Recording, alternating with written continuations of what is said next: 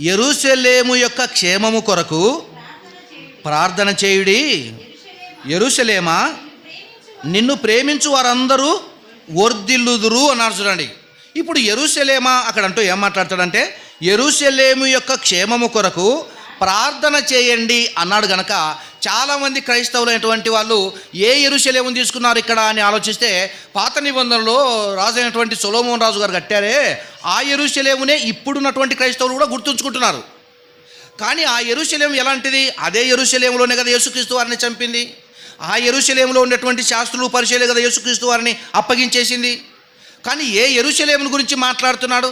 ఇప్పుడు ఉన్నటువంటి కొత్త నిబంధన ప్రకారము క్రీస్తును నమ్మిన క్రైస్తవులైనటువంటి మనము ఏ యెరూషలేము కొరకు ప్రార్థించాలా అని మనం ఆలోచిస్తే, యెరూషలేము అనగా ఆ రోజు సొలొమోను రాజు గారు కట్టించినటువంటిది, లేదా హెరోదు రాజు కట్టించినటువంటిది, లేదా ఆనాడు ఎజ్రా గారు తిరిగి కట్టించినటువంటిది ఆ యెరూషలేమును గురించి మాత్రం కాదు. కానీ అది పాత నిబంధన కాలంలో దానికి సంబంధించింది.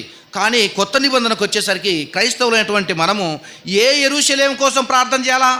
అక్కడ పశ్చిమాసియాలో కట్టబడినటువంటి యెరూషలేము కొరక, ఆ యెరూషలేము కొరక, లేకుంటే ఇంకొక యెరూషలేము ఏమైనా ఉందా అని మనం ఆలోచిస్తే ఈ పదాన్ని చదువుకొని వివరాల్లోకి వెళ్ళిపోదాం. మళ్ళీ చదువుదాం.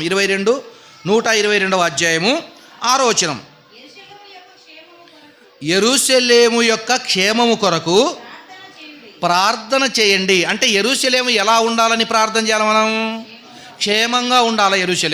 యెరూషలేము క్షేమంగా ఉండాలా. యెరూషలేం అంటే ఏంది అంటే అక్కడ ఉన్నటువంటి వాళ్ళంతా కూడుకొని దేవుని ధర్మశాస్త్రాన్ని వినేటువంటి ప్రదేశం, దేవుని నివాసం. కొంతవరకు అక్కడి నుంచే రాజ్య పరిపాలన సాగుతుంది. రాజులు అక్కడుంటారు, యాజకులు అక్కడుంటారు, ప్రవక్తలు అక్కడుంటారు. కనుక యెరూషలేము, ఈ యెరూషలేము ఎలా ఉండాలని కోరుకోవాలంటే, యెరూషలేము యొక్క క్షేమము కొరకు ప్రార్థన చేయుడి. యెరూషలేమా, నిన్ను ప్రేమించువారు వర్ధిల్లుదురు అన్నాడు. ఇంతకు ఏ యెరూషలేం కోసం ఈరోజు మనం ప్రార్థన చేయాలా? పశ్చిమాసియాలో కట్టినటువంటి ఆ యెరూషలేం కోసమా? ఒకవేళ ఆ యెరూషలేముకి అనుకుంటే, ఆ యెరూషలేములో ఉన్నటువంటి వాళ్ళు ఇప్పటికీ క్రీస్తు నమ్మేటువంటి వాళ్ళు లేరు. కొందరు, అందరూ కాదు కానీ కొందరు. కనుక ఆ యెరూషలేము ప్రాంతంలో ఇప్పుడు కూడా క్రీస్తు అని అంటే ఇంకా వాళ్ళు వ్యతిరేకించేటువంటి వాళ్ళు ఉన్నారు కొందరు. గతంలో వీడియో చూశారు మీరు. కనుక ఏ యెరూషలేం కనుక అని మనం ఆలోచిస్తే, ప్రకటన గ్రంథంలో ఉంది ఆ వివరణ. ప్రకటన గ్రంథం 21వ అధ్యాయము ఏ యెరూషలేం కోసం మనం ప్రార్థన చేయాలా అని మనం ఆలోచిస్తే, యెరూషలేము అనగానే మనం కూడుకున్నటువంటి సంఘమే.